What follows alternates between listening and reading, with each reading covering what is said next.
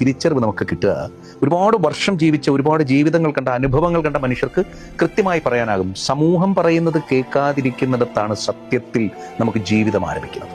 ഇത് കേൾക്കുമ്പോൾ ഈ സമൂഹമല്ലേ നിങ്ങളെ വളർത്തിയത്, സമൂഹത്തിന് അങ്ങനെ നിഷേധിച്ച് ജീവിക്കാൻ പറ്റുമെന്ന് ചോദിച്ചാൽ, സമൂഹം നല്ലതിന് കൈയടിക്കും, സമൂഹം ഏതാശയത്തിനെയും ആദ്യം എതിർക്കും. അവിടെ നിന്ന് നമ്മൾ പ്രൂവ് ചെയ്ത് കാണിച്ചു കൊടുത്താൽ മതി, നമ്മൾ ഉദ്ദേശിച്ചത് ഇതാണ്, ഇതിലൊരു വിജയമുണ്ട്, ഇത് നമ്മുടെ സന്തോഷമാണ്, ഇത് ചെയ്യലാണ് എൻ്റെ സന്തോഷം എന്ന് പറഞ്ഞാൽ സമൂഹം കൈയടിക്കും. നിങ്ങൾക്ക് നിങ്ങളെക്കുറിച്ച് വിചാരിക്കാനുള്ള സമയമാണ്. നിങ്ങൾ മറ്റൊരാൾ നിങ്ങളെക്കുറിച്ച് എന്ത് വിചാരിക്കും നിങ്ങൾ കളയരുത്. ജീവിക്കണം, ഒരൊറ്റ ജീവിതമേ ഉള്ളൂ.